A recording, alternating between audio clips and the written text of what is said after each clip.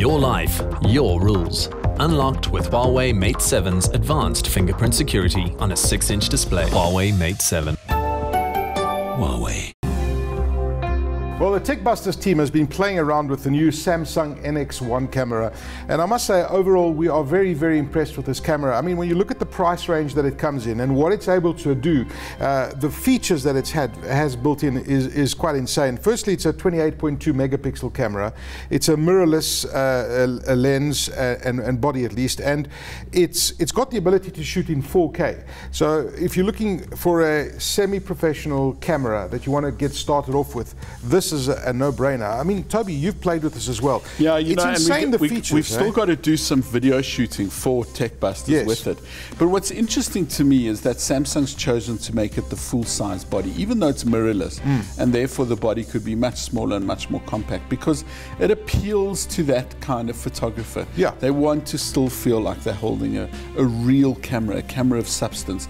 And of course, it allows Samsung to add in a whole bunch of other useful features. The screen that you're busy ripping off the hinges on the back there is useful for taking photographs when you're holding the camera above you.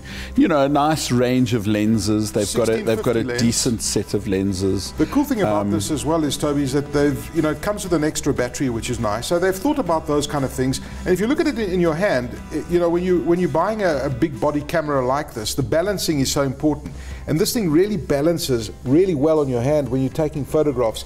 And I must say, as I mentioned earlier, it's a 1650 lens, 28 megapixel camera, and the key here is shooting in 4K, which is fantastic definition, especially complementing, you know, the new range of TVs that are all in 4K today. So we were very impressed with this camera, really good price camera.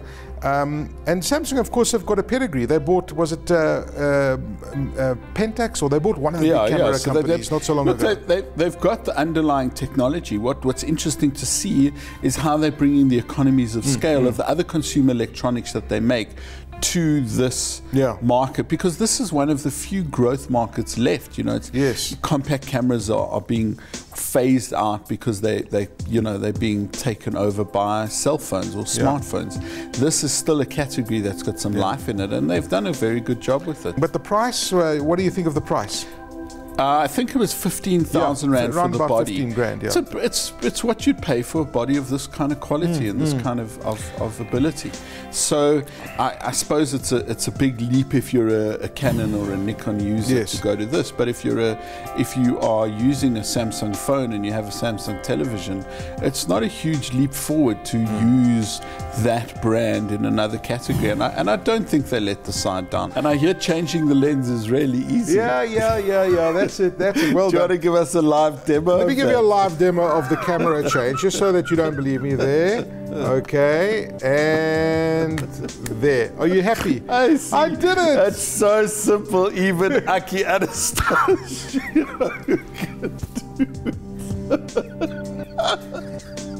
Okay, just read the next piece, please.